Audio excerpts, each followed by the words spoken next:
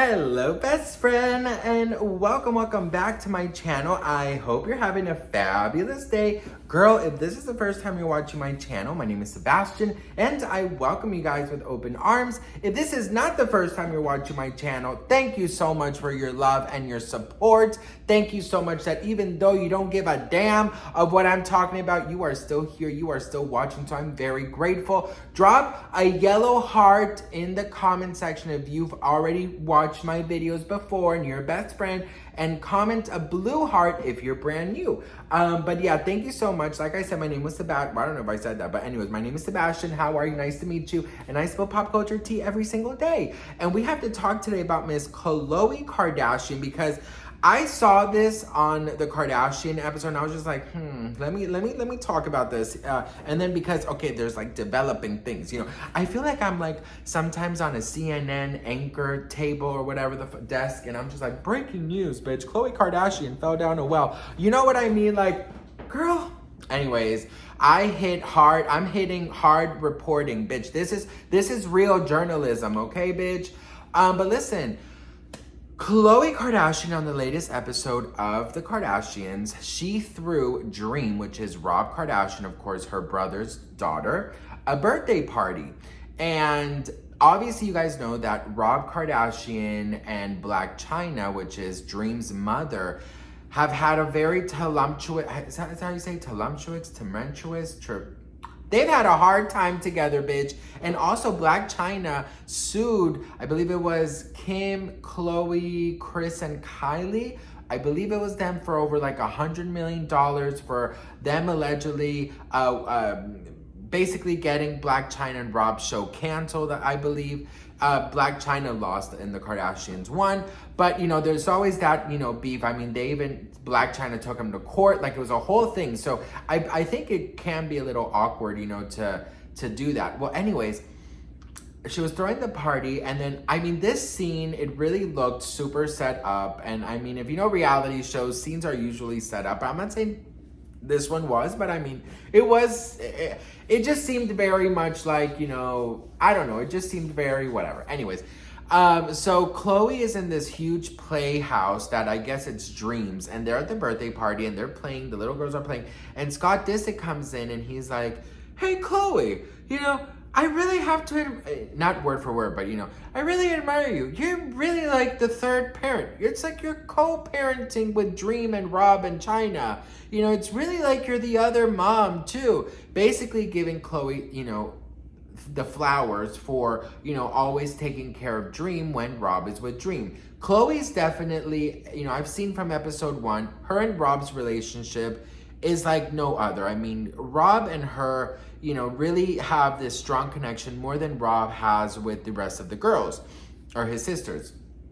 So she has definitely, I think, stepped in because, of course, Blac Chyna and Rob, they have, you know, separate custody, or, you know, what is it called? Custody, whatever.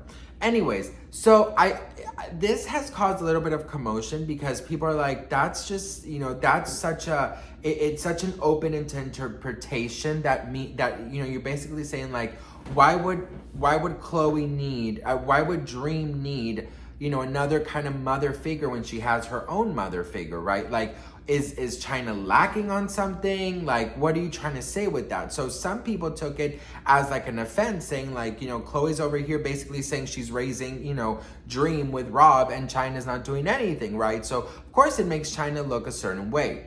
Well, Chyna, if you guys didn't know, Blac Chyna, she's on this like new journey. She took out all her plastic surgery, her fillers, her butt injections, implants, everything. I mean, she's taken everything out. She's sober 10 months now. She's really changing her whole life. She's, you know, she took out piercings and fillers and, you know, everything. Like, she's a brand new woman. And, you know, I feel like Chyna definitely is doing a 180. You know, she's really trying to kind of like be very different, you know, and I admire that. And actually, you can tell how different she is because of her response to the, you know, the allegations that basically Khloe's raising Dream with Rob. And Chyna says, everything is good on both ends. We are all family at the end of the day. Robert and myself are co-parenting the best we can, and it's all love and positivity. she urges fans to move forward, and she says that Dream needed a great maternal influence, and you know, I guess they're all happy that Khloe is fitting the bill. Listen, let me tell you something. It takes a very strong and put together person to be that kind, because I'm gonna tell you something. If I saw that and I was the mother, right, I would take it the wrong way. I would be like, why are you like giving Khloe so many flowers if I'm, you know, I'm also raising my daughter? Like, you know what I mean? It's sort of like, it doesn't make Blac Chyna look in the best light, in my opinion. But the fact that Blac Chyna is so nice about it, you know, I think that when you're co-parenting, I mean, and you're, you know, you're divorced and you know, you have your child every other weekend or whatever, I think it really must be really, really hard, because when you send your child, you don't know what type of influences, what they're gonna overhear, the family of your ex, you know, putting in their 2 cents, and maybe the child overhearing things that Grandma Sue is saying, you know, about you. You know what I mean? Like, it's difficult. My mom left my dad when I was only 2 months, so I didn't really go through that. But I know other friends and family members who had to do like the weekend switch up. And I remember I had a cousin of mine whose parents were divorced, and they would meet at this parking lot in like this supermarket, and like it was like this, like, it was honest, it was like a police robbery, like, you know, exchange, you know, because it's like he would run from one car to the other, you know, and like they wouldn't say anything to each other, like they would pass notes, like it was that bad.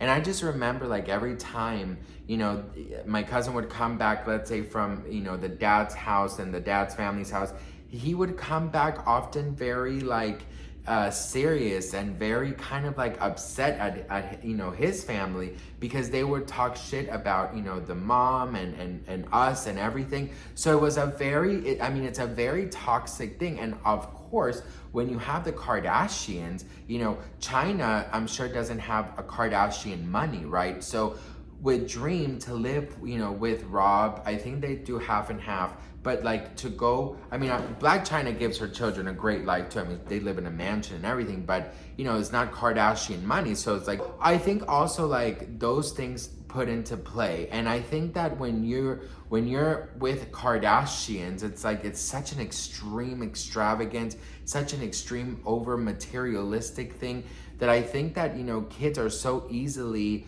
manipulated.